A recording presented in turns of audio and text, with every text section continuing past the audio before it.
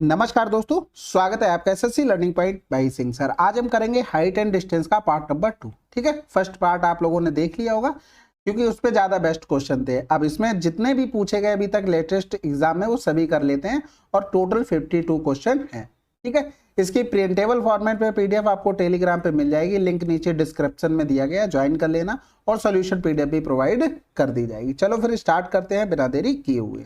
देखो पहला सवाल है, कह रहा है दो जहाज एक प्रकाश स्तंभ के सम्मुख इस प्रकार हैं कि वे तीनों संरेख हैं।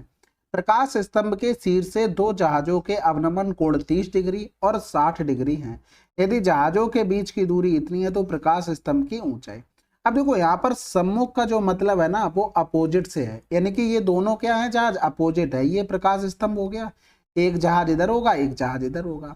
एक के साथ अगर देखेंगे तो ये हमको अवनमन कोण कैसे ट्रीट करता है, हमने बताया था उन्नयन कोण की तरह। तो ये 30 हो गया और ये यहाँ पर 60 हो जाएगा।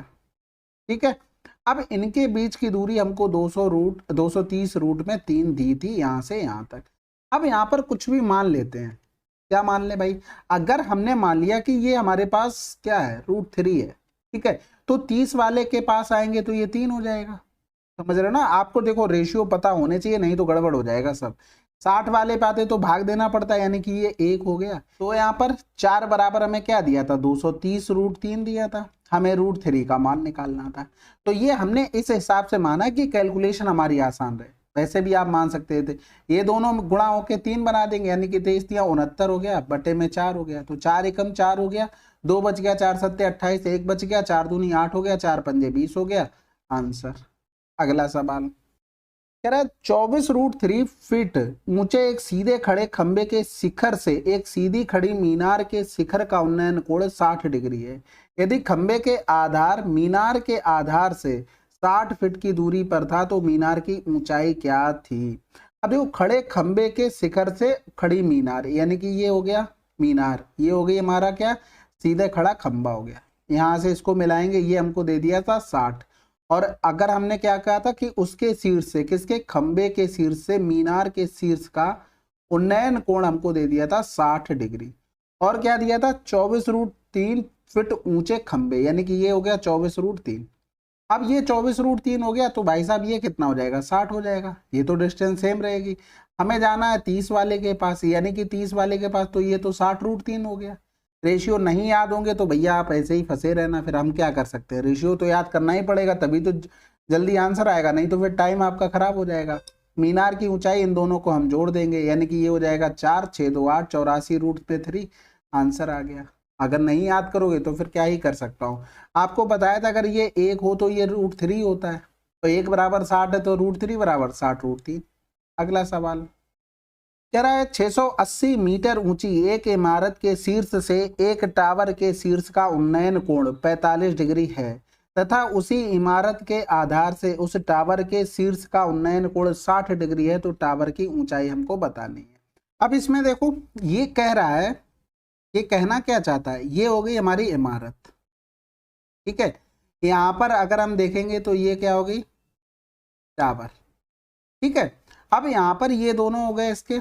कह रहा था इमारत के शीर्ष से, तो इमारत के शीर्ष से टावर के शीर्ष का उन्नयन कोण, यानी कि ये टावर का शीर्ष हमने मिला दिया, यानी कि ये यहां से कितना हो गया, ये 45 डिग्री।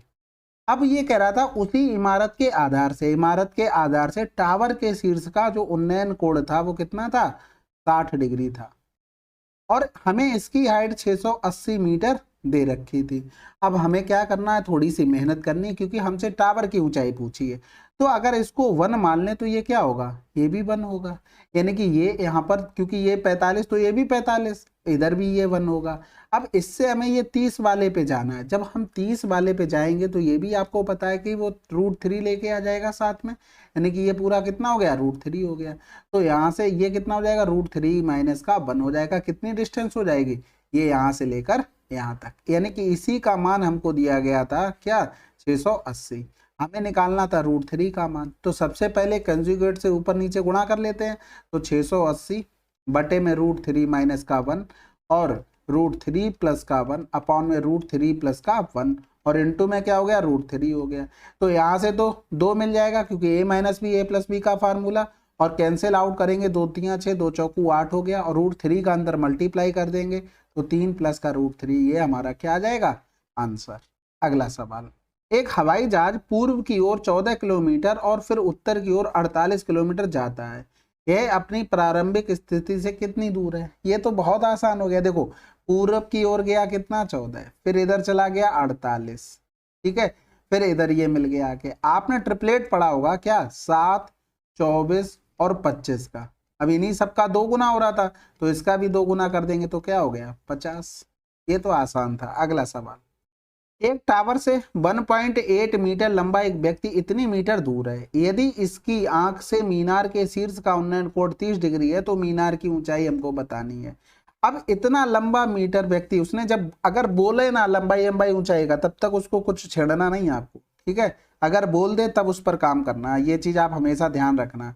ये यहां से हो गया, एक व्यक्ति इतनी दूर है, कितनी दूर है 30√3 में, और ये यहां से अगर देखता है तो ये बनाता है कितना उन्नयन कोण 30 डिग्री का, तो ये कितना हो गया 30 डिग्री, यानी कि ये डिस्टेंस कितनी होगी 30√3 हो गई, ये 1.8 था। अब हमें 60 वाले पे जाना है, यानी कि हमें भाग करना पड़ेगा, √3 से भाग हो जाता क्योंकि यहाँ पर तो 1 आता है, तो एक बराबर करेंगे तो भाग देना पड़ेगा, तो ये कितना हो गया 30 हो गया, और ये कितना था यहाँ से 1.8 था, दोनों को हम जोड़ देंगे तो 31.8 आंसर आ जाएगा। ये भी आसान ही सवाल था, बस प्रैक्टिस आपकी होना चाहिए, गोल्डन फार्मूले पर आपने काम किया होना चाहिए, अगर नहीं किया होगा तो वहीं आप फंस जाएंगे फिर। तो ये अगर √3 है तो ये 1 होगा, यानी कि हमें √3 बराबर में दिया गया था 30√3, हमें एक बराबर निकालना था तो क्या आ जाता 30 आ जाता, तो वही चीज हमने डायरेक्ट लिख दी, ठीक है।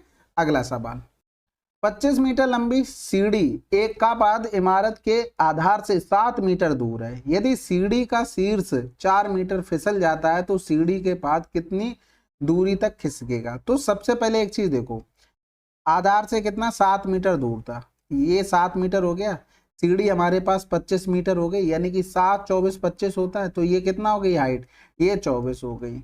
अब वो ये कह रहा था शीर्ष 4 मीटर फिसल गया, यानी कि अगर हम देखें तो वो 4 मीटर फिसल के यहाँ पर कहीं पर आ गया होगा, यानी कि अब जो बन जाएगा वो इस तरीके से बन जाएगा, इधर वो बढ़ गया है, यानी कि इस तरीके से, 1 सेकेंड, तो यहां से इसको मिला देंगे, ये हो गया 20, ये तो कम होगी नहीं भाई, सीढ़ी की तो उतनी ही रहेगी लंबाई, तो ये हो गया, अगर देखो 5, ये अगर 4 है तो ये कितना होगा 3 होगा, इसका कै गुना हो रहा था, ये 5 गुना हो रहा था, तो इसका कै गुना हो जाएगा 5 या 15। तो एक चीज बताओ, पहले कितना था 7 था, अब कितना हो गया 15 पे पहुंच गया, तो इसका मतलब इन दोनों का डिफरेंस हमें करना पड़ेगा, 15 माइनस का 7 कर देंगे तो ये 8 मीटर फिसला है। अगला सवाल, 78 मीटर की दूरी पर स्थित एक बिंदु से एक अधूरे मीनार के शिखर का उन्नयन कोण 30 डिग्री है, मीनार को कितना ऊंचा उठाया जाना चाहिए ताकि उसी बिंदु पर तैयार मीनार के शीर्ष का उन्नयन कोण 60 डिग्री है। तो सबसे पहले तो इस तरीके से बना लो, ठीक है, ये यहां से इस तरीके से बना होगा, ये हमने मान लिया कि यहाँ पर ये आधी अधूरी थी, तो ये जो एंगल उसने बोला था वो कितना बोला था 30 डिग्री, और जब पूरी बन के तैयार होगी तो कितना हो जाएगा, ये 60 डिग्री बोल दिया। अब 78 मीटर की दूरी पर स्थित है, यहां से ये दिया गया था हमको 78 मीटर, ये पूरी डिस्टेंस। अब हमें निकालना क्या है भैया, वो ये कह रहा था कितना उठाया जाना चाहिए, यानी कि ये हाइट हमको निकालनी है। अब एक चीज बताओ, ये 78 है, अगर इस छोटे ट्रेंगल में ये वाली निकाले तो हमें 60 पे पहुंचना पड़ेगा, तो 78 बटे में √3 हो जाएगा, √3 से भाग, इसमें देखेंगे तो ये 30 हो गया, यानी कि अगर हम पूरे पे पहुंचेंगे 30 वाले पे तो 78 √3 हो गया, यानी कि अगर h बराबर निकालेंगे तो 78√3 माइनस का हो गया 78 बटे में √3, यानी कि हम करेंगे तो ये 78 कॉमन ले लेंगे, 3 माइनस का 1 बटे में √3 हो गया, यानी कि 8 7 15, ये 3 का मल्टीपल भी हो रहा है, इधर लिख लेते हैं, तो ये हो गया 3 दूनी 6 हो गया, 1 बचा 3 6 18 हो गया, इनटू में 2 बटे में √3 हो गया, यानी कि 26 दूनी 52 √3 में आंसर। अगला सवाल, एक ऊर्ध्वाधर खंबा और एक ऊर्ध्वाधर मीनार एक ही समतल जमीन पर इस प्रकार हैं कि खंबे के शीर्ष से मीनार के शीर्ष का उन्नयन कोण 60 डिग्री और मीनार के तल का अवनमन कोण 30 डिग्री है, यदि खंबे की ऊंचाई 24 मीटर है तो मीनार की ऊंचाई बतानी है। तो देखो खंबे के शीर्ष से बात कर रहा है तो खंबा हमारा छोटा रहा होगा, ये हो गई हमारे पास मीनार, इस तरीके से इसको मिलाया, इन दोनों के शीर्ष का जो उन्नयन कोण बताया था, इसके खंबे के शीर्ष से, तो 60 डिग्री था। और खंबे के शीर्ष से ही मीनार के तल की बात कर रहा था, यानी कि मीनार का तल ये रहा, ये वाला एंगल हमको कितना दे दिया था, यहाँ पर आ गया, तो इधर बना लो, ये हो गया तल हमारे पास 30 डिग्री हो गया। ये तो बात समझ गए। खंबे की ऊंचाई हमको ये 24 दे दी थी, अगर ये 24 हो गई, हमसे पूछा क्या मीनार की ऊंचाई, तो ये इतने, यहाँ पर भी 24 होगी, ये 24 होगी, 30 वाले पे आना है तो ये तो 60 होगा, तो 30 वाले के साथ क्या आ जाता है, 3 आता है, यानी कि 3 का मतलब √3 आ जाता है। तो ये हो गया 24√3, तो ये भी 24√3 हो गया। अब फिर यहाँ पर हमें 30 वाले पे जाना है, तो वहां पर भी 30 वाले पे जाओगे तो भैया यहाँ पर भी गुणा हो जाएगा, यानी कि 24√3 और गुणे में √3 हो जाएगा, 24 यहाँ कितना आ गया, ये 72 आ गया। इन दोनों को हम जोड़ देंगे, यानी कि 4 2 6 7 2 9 आंसर। अगला सवाल, 72 मीटर और 128 मीटर की दूरी पर क्रमशः बिंदु एम और एन से एक ऊंची इमारत के शीर्ष का उन्नयन कोण इमारत के आधार से और इसके साथ एक ही सीधी रेखा में पूरक है, इमारत की ऊंचाई क्या होगी। इसका डायरेक्ट रिजल्ट होता है, उसको याद रखना है आपको, पूरा कोण पे बोल दे, आपको तुरंत दिमाग में आना चाहिए, कहीं ना कहीं ये इसी की बात कर रहा होगा। ठीक है, ये यहाँ से यहाँ तक हो गया। ये अगर थीटा है और ये 90 माइनस का थीटा है, ठीक है, पूरा कोड तो पता ही होंगे आप लोगों को, ऐसा तो नहीं है कि कॉम्प्लीमेंट्री एंगल के बारे में ना पता हो, फिर तो फिर बेइज्जती वाली बात है ना, फिर क्या ही बचेगा। और आपको ये डिस्टेंस ए दे दी जाए यहाँ से यहाँ तक, और ये दे दी जाए पूरी बी, तो हमसे हाइट पूछेगा, तो डायरेक्ट आपको रिजल्ट लिखना है √ में ए बी, ये आएगा। अब यहाँ पर देखो h बराबर में √ में 128 गुणे में 72 हो गया। अब हमें यहाँ पर, ये तो देखो यहाँ पर अगर लिखेंगे तो ये 4 तियां 12 हो गया और 4 दूनी 8 हो गया। ठीक है, इधर कर देंगे, ये हो गया 8 नेम 72, इसका तो देखो 3 बार आ गया, इसका 2 बार आ गया। अब यहाँ पर 8 बचा है, यहाँ पर अगर 16 गुणे में 2 लिख ले तो इसका 16 बार आ जाएगा, बस खत्म हो गया। 3 दूनी 6, 16 छक्का 96, h बराबर आ गया। अब कैलकुलेशन जो जितनी जल्दी कर लेगा। अगला सवाल, दो मीनारों P और Q के पाद के ठीक बीच में उनके शीर्षों के उन्नयन कोण 45 और 60 है, P और Q की ऊंचाइयों का अनुपात क्या होगा। ये भी बहुत आसान है। देखो यहाँ पर कह रहा था उनके शीर्षों के उन्नयन कोण, बीच में कहीं बात कर रहा था, तो इस तरीके से रहा होगा, ये यहाँ से मिला दिया, ये सेंटर की बात हो गई, यानी कि अगर ये 1 है तो ये भी 1 होगा। यहाँ से एक एंगल बोल दिया कि 45 है और एक बोल दिया था 60 है। ठीक है, अब हमने P के लिए 45 बोला तो ये P हो गया, ये Q हो गया हमारे पास। उनकी ऊंचाइयों का अगर ये 1 है तो एक चीज बताओ, 60 से हमें 30 पर जाना, तो ये कितना बना देगा √3। इधर 45 तो ये भी 45, तो ये कितना हो जाएगा, 1 हो जाएगा। हमें P का पहले लिखना था तो 1 रेशियो में √3 आंसर।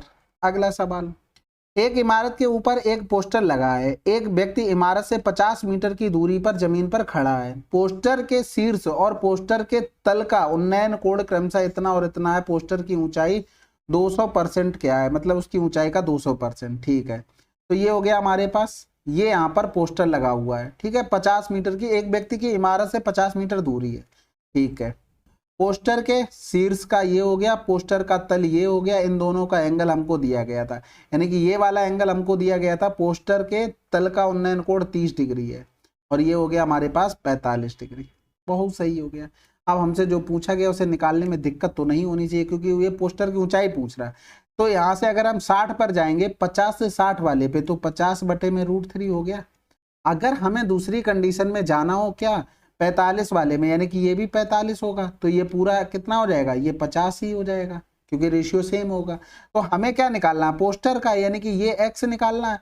तो x बराबर क्या हो जाएगा, 50 माइनस का 50 बटे में √3, यानी कि हम लिख सकते हैं क्या, √3, तो हमने ऊपर 50 कॉमन ले लिया, तो ये हो गया √3 माइनस का 1 अपॉन में √3 हो गया। यही तो हमें निकालना था। अब लेकिन इसका ये भी बोल दिया था कि 200% कितना होगा, तो 200% का मतलब 200 बटे में 100 हो गया, ये कैंसिल आउट हो गया। अब √3 नीचे तो आपको कहीं दिख नहीं रहा होगा, तो √3 का ऊपर नीचे कर देते हैं मल्टीप्लाई। तो यहाँ पर 50 दूनी 100 हो गया, √3 का अंदर मल्टीप्लाई कर देंगे, यानी कि 3 माइनस का √3 अपॉन में 3 आंसर आ गया। अगला सवाल कह रहा है, समान ऊंचाई के दो स्तंभ A और B 40 मीटर चौड़ी सड़क के विपरीत दिशा में हैं। खंभों के बीच सड़क पर एक बिंदु से खंभों A और B के शीर्षों के उन्नयन कोण इतने हैं, तो स्तंभ A से बिंदु की दूरी क्या है। अब ये देखो, ये सवाल तो बिल्कुल आसान ही था। कह रहा है कि ये दोनों की क्या है, हाइटें समान है, यहाँ पर कोई भी एक पॉइंट होगा, हमें नहीं पता वो पॉइंट कहाँ पर है, लेकिन एंगल पता थे हमें। एंगल कैसे पता थे? अगर ये ए है ये बी है तो ये 30 डिग्री हो गया और ये हो गया हमारे पास 45 डिग्री। अगर इसकी हाइट एक मान ले, इसकी भी हाइट एक ही रहेगी क्योंकि उसने समान ऊंचाई के बोले थे। बिल्कुल। अब ये यहाँ पर हम 60 था, 30 वाले पे आएंगे तो 3 पास में रहेगा यानी कि √3। ये एक है, एंगल दोनों बराबर तो ये भी एक हो गया, यानी कि इन दोनों को अगर जोड़ेंगे तो √3 प्लस का 1 बराबर में हमें क्या दिया था? 40 मीटर चौड़ी रास्ता थी। अब हमसे ये पूछा था एक ही डिस्टेंस क्या है, यानी कि √3 का मान। अब कंजुगेट से तो गुणा करना ही पड़ेगा, तो हम डायरेक्ट लिखते हैं ना, 3 से 1 गया तो 2 बचेगा, इंटू में √3 माइनस का 1 इंटू में √3 हो गया, तो ये कितना हो जाएगा? 20 हो जाएगा, यानी कि आंसर आ जाएगा 20 और 3 का गुणा 3 माइनस का √3। अब ये मत सोचना ये कैसे हुआ, कंजुगेट से ऊपर नीचे गुणा करोगे आप खुद से निकाल लोगे। अब बार बार वही चीज करोगे तो फिर क्या फायदा है प्रैक्टिस करने का। अगला सवाल, समुद्र तल से 42 मीटर ऊंचे एक प्रकाश स्तंभ के शीर्ष से अवलोकन करने पर इसकी ओर सीधे आ रहे जहाज का अवनमन कोण 30 से 45 हो जाता है। अवलोकन की अवधि के दौरान जहाज द्वारा तय की गई दूरी क्या है? तो भैया ये रहा हमारे पास 42 मीटर ऊंचा। अब यहाँ से ये कुछ एंगल बना रहा होगा, कुछ टाइम में क्या हुआ, ये एंगल चेंज हो गया। पास वाला हमने बताया था हमेशा बड़ा होगा, दूर वाला छोटा होगा। इसके लिए भी फार्मूले वगैरह होते हैं, लेकिन मैं ज़्यादा प्रेफर नहीं करता हूँ क्योंकि 60-30 पे ज़्यादा पूछे जाते हो, कितने फार्मूले फिर याद रखोगे, कहीं ना कहीं फंस जाओगे तो दिक्कत होगी। थोड़ा रेशियो पर काम कर लेते, टाइम भी नहीं लगता। अवलोकन की अवधि के दौरान जहाज द्वारा तय की गई दूरी, यानी कि ये डिस्टेंस हमको निकालनी थी। एक चीज बताओ, अगर ये 1 है तो ये कितना होगा? 1 होगा क्योंकि ये 45 था और 45 था, ये पूरा कितना था? 60 था। 60 से हम 30 पर आना चाहते हैं तो इसका मतलब ये कितना हो जाएगा? √3 हो जाएगा। हमें मान निकालना है किसका? √3 माइनस 1 का मान पूछा गया क्या होगा, लेकिन एक बराबर में क्या दिया गया था? 42। हमसे पूछा गया √3 माइनस का 1 का मान, तो यही तो आंसर आ गया, खत्म। अगला सवाल, एक दीवार के साथ झुकाव वाली सीढ़ी एक क्षैतिज जमीन से ऐसे थीटा कोण बनाती है कि cos थीटा बराबर इतना है। यदि दीवार से सीढ़ी के शीर्ष की ऊंचाई, कह रहा था दीवार से सीढ़ी के शीर्ष की ऊंचाई इतने मीटर है तो दीवार से सीढ़ी के आधार की दूरी क्या होगी? सबसे पहले तो इस तरीके से ये हो गया, ये यहाँ से बना रहा था एंगल क्या? थीटा, ठीक है। cos थीटा का मतलब क्या होता है? बेस अपॉन में हाइपोटेनस, और 5 12 13 ये तो आपने पढ़ा होगा, तो ये कितना हो गया? 12 हो गया। अब हमें हाइट दी गई थी, कितनी हाइट तक वो जाता है, यानी कि इसका मान हमको दिया गया था कितना? 18 दिया गया था। यहाँ से ये हाइट दीवार के सहारे, तो 12 बराबर में कितना हो गया? 18। दीवार से सीढ़ी के आधार की दूरी 5 का मान पूछा था, तो यहाँ पर 6 3 18, 6 दूनी 12 हो गया, यानी कि 7.5 आंसर आ गया। अगला सवाल, एक व्यक्ति एक मॉल के पास सड़क पर खड़ा था। वह मॉल में इतने मीटर दूर था और सड़क से मॉल के शीर्ष को इस तरह से देखने में सक्षम था कि पेड़ का शीर्ष जो उसके और मॉल के बीच में है, मॉल के शीर्ष के साथ बिल्कुल दृष्टि के कतार में थी। पेड़ की ऊंचाई इतनी है और उसे 30 मीटर दूर है, तो मॉल की ऊंचाई बताइए। पार्ट नंबर 1 में इसका सोल्यूशन कराया है, आप लोग खुद से पॉज करके सॉल्यूशन करेंगे, ठीक है, और आंसर कमेंट बॉक्स में लिखेंगे, जिससे आपको पता लगे कि आप लोगों का रिवीजन कैसा हो रहा है। यानी कि कुछ पढ़ भी रहे अपने मन से, नहीं कि बस हाँ हो गया, वीडियो देख के काम हो गया, ऐसा नहीं होना चाहिए।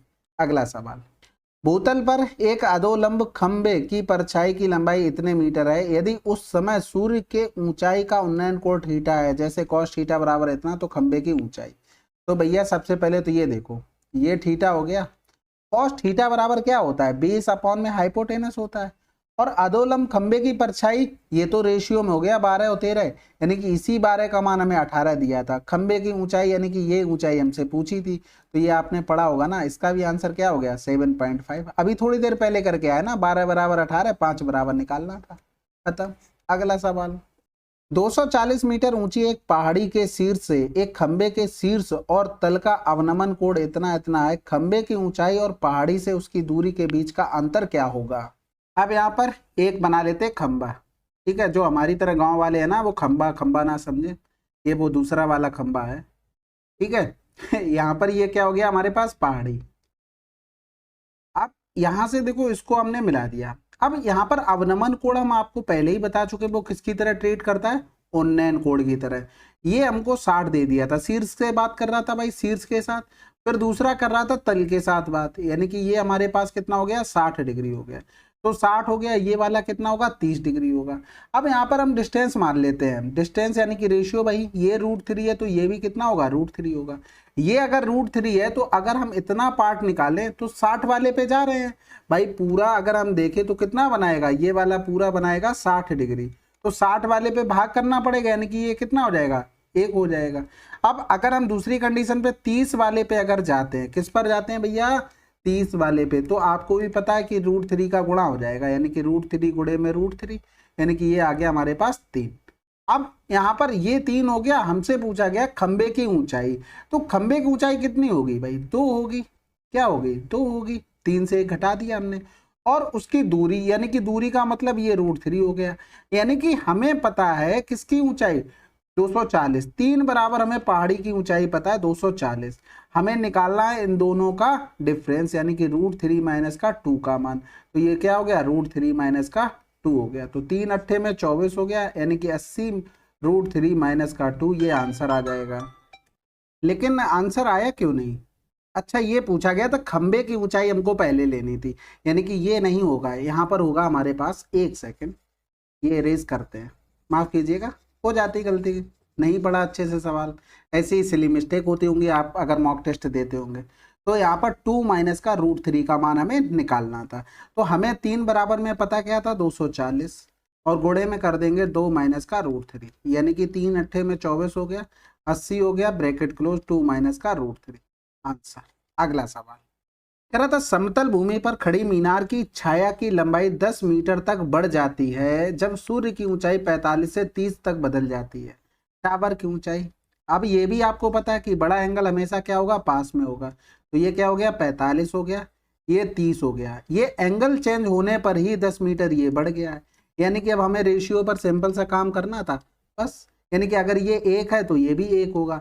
अब ये एंगल पूरा 60 है, 60 से √3 वाले पे आ जाएंगे, क्योंकि 30 के पास क्या होता है, 3 होता है, तो 3 का मतलब √3 होता है। तो √3 माइनस का 1 बराबर में 10 दिया था, टावर की ऊंचाई यानी कि 1 बराबर, यानी कि कंजुगेट से गुणा करेंगे तो 10 बटे में 2, ये √3 प्लस का 1 हो गया, यानी कि 5 √3 प्लस का 1 आंसर। अगला सवाल, एक पतंग इतने मीटर की ऊंचाई पर उड़ रही है, इससे जुड़ा हुआ धागा एकदम सीधा है तथा भूमि से 60 डिग्री का कोण बनाता है, इस धागे की लंबाई क्या होगी, बताओ। इससे आसान सवाल नहीं मिल सकता। ये पतंग उड़ रही थी यहाँ पर और ये 60 का कोण बना रहा था, और ये धागा बना होगा ना, इसी तरीके से तो पतंग उड़ाते हो, या फिर सीधी सर के ऊपर पतंग रखते हो, ऐसा तो नहीं करते होगे ना, हो सकता है कुछ लोग स्पेशल तरीके से उड़ाते हो। अब यहाँ पर देखो ये 30 था, अगर हम यहाँ पर आएंगे किस पर, 60 डिग्री वाले पे, क्योंकि हमें ये पता, अच्छा है डायरेक्ट ही कर लो, ये √3 है तो ये क्या होगा, 2 होगा।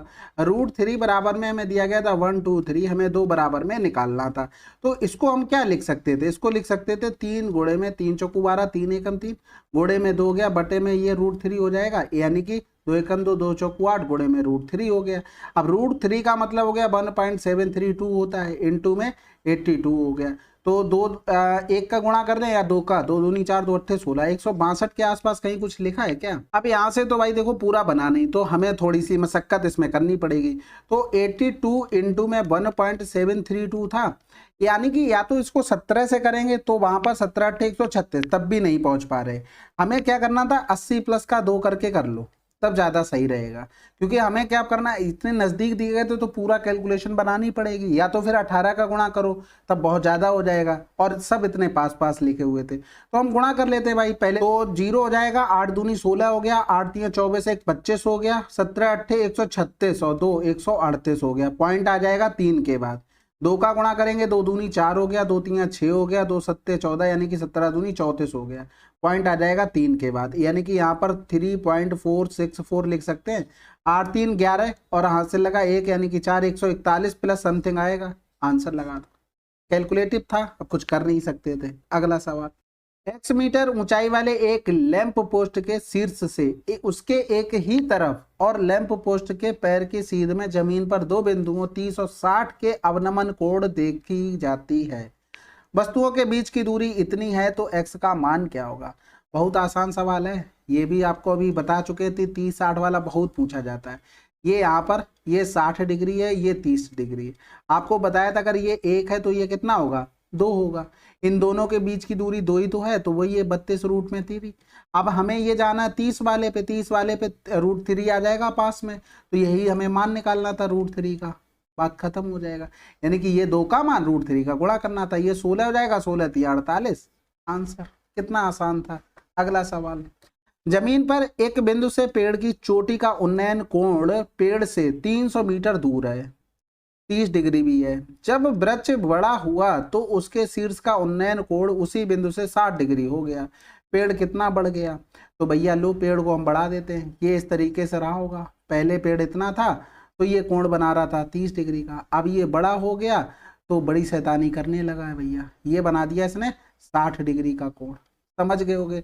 अब उन्नयन कोण जो पेड़ से 300 मीटर दूर था, ये क्या था 300 मीटर की दूर में।